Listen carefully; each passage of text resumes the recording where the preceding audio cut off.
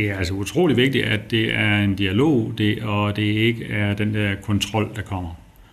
Fordi vi har jo andre, der kommer og skal kigge efter, om det er ordentligt, det vi gør.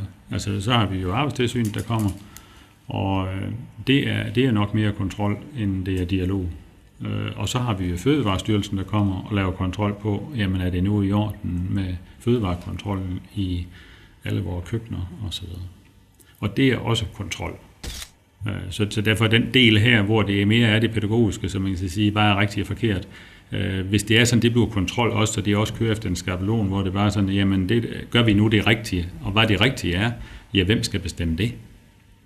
Det skulle gerne være et eller andet værdigrundlag i menneskesyn, der ligger bagved. Det er os, der har en fornemmelse af at arbejde målrettet på, hvad der er det rigtige at gøre. Så det er mere det, der skal drøftes. Vores værdier, vores menneskesyn, vores tilgang til hinanden, er det, der skal være målet. Den tilsynsførende skulle gerne kunne komme her og få en fornemmelse af, at det her et rart sted at være. Det vi gør i forhold til børnene, at det er i orden. Sådan bredt set. Vil det være sådan, at hvis der var andre, der kom i stedet for en tilsynsfører, der synes, at det de laver der, det ser da fornuftigt ud. Det mener jeg faktisk, det er en tilsynsførendes opgave. At sikre sig, at det er i orden, det vi gør bredt set. Og ikke sådan nogle tekniske detaljer. Det er vel også det at fornemme stemningen i huset, få lov at komme og være her, og fornemme, jamen, hvordan snakker vi med hinanden, hvordan omgås vi hinanden.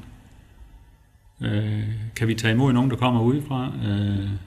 Kan vi tåle, at der er noget, at et barn har det svært? Og hvordan takler vi det, hvis et barn har det svært? Sådan vil vi gerne måles på.